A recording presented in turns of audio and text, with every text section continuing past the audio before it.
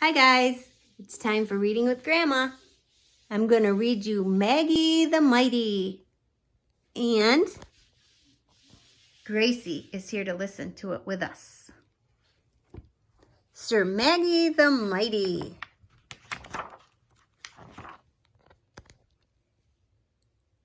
Down at the end of Old Pumpkin Patch Row, at the edge of the pond where the wiggleweeds grow, Maggie McBuggins, her mom and her pop, lived in a squash with a leafy green top.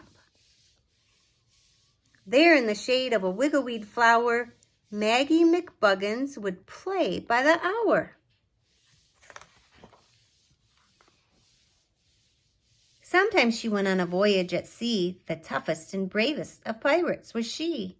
Maggie was also an Indian scout, dressed up in feathers and sneaking about. And other times she was Sir Maggie the Mighty, a gallant young knight and a brave one alrighty. Sir Maggie would always accompany Mom down to the market upon her horse Tom. She'd gone there so often she knew every inch. To a brave knight like Maggie, the trip was a cinch. So one day when Maggie was pretty well grown, Mom let her go to the store on her own. Her mom said, "Get dressed and I'll give you some money. All that I need is some," what, Cohen? "Bread juice and honey." This is my biggest adventure, thought Maggie, donning a night suit that looked sort of baggy. I'll need my best sword and I'll need my best boots and a shield to block spears if the enemy shoots. But when Maggie's mom got a look at her knight, she wasn't the slightest bit pleased with the sight. "Maggie, you can't wear your good dress," she said. "What if you rip it? Wear this one instead. And Daddy's big boots, now come on, what did I say? You'll trip if you wear them. Please put them away." What's this say? Going slam! Maggie went back to her room storming mad. She doubted if other knights had it this bad. And as she was putting on less knightish clothes and pulling the boots from her wee little toes, she suddenly thought of a scandalous scheme, a devious scheme that would work like a dream. Out of her closet she got a big sack, the sort she could carry along on her back. She snatched the big boots and she stuffed them inside, along with the dress. What a great place to hide. Maggie pretended that nothing was wrong as Mom gave her money and sent her along. What does she need, Cohen? Just bug juice and honey, she heard her mom say. Go straight to the market. Please don't stop to play. But Maggie no sooner had turned down the road than into the bushes she sprang like a toad. She put on the things that she'd hid in her sack, stuck the rest in the bushes and shouted, "Attack!" Sir Maggie the Mighty was off on her way, feeling quite knightish and gallant and gay. A short ways ahead by the side of the street, a candy store stood full of good things to eat. Wouldn't a gumball be great, Maggie thought. But when she went in, you guess what she bought? What do you think she bought? Taffy and gumdrops and peppermints too, and one giant gumball, a piece that was blue. She gobbled up goodies and strolled down the street till all she had left was the gumball to eat.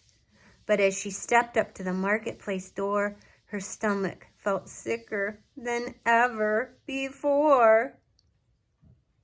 Look at her face. She doesn't look too good, does she? She hurried to pick up the bug juice and honey and went to the grocer to give him the money. "My dearie," he said, "you don't have enough money. A penny won't buy you but one drop of honey. Also, I'd say that you look rather sick. You'd better get home. Now, run along quick." Sir Maggie the Mighty staggered toward home, thinking how badly she'd done on her own. She crawled through the bushes to pick up her sack when she heard a growl and she turned to look back. And there in the grass and looking quite mean was the ugliest dog that she had ever seen. Sir Maggie the Mighty did not stay to fight. She turned with a scream and her feet took to flight. But her boots were so big that she tripped in the mud, and into the muck Maggie went with a thud. And the dastardly dog took her last piece of candy, the blue piece of gum, which he thought was just dandy. Mrs. McBuggins was terribly shocked. When into the house her little girl walked. Maggie had mud from her heels to her hair. In her boots, on her dress, she had mud everywhere. "I'm sorry," cried Maggie, the mud-covered night. "The warnings you gave me turned out to be right. I didn't obey you, I wore my good dress, and now I'm a terrible, horrible mess. I stopped to buy candy and I spent all the money. That's why I don't have any bug juice or honey." So then Maggie's mom set her into the tub, and as she was giving the mud a good scrub, she said, "Maggie, dear, I think that you've seen that I don't make up rules 'cause I want to be mean. I just want to know that you're quite safe and sound, that you're not lost or hurt or in mud on the ground.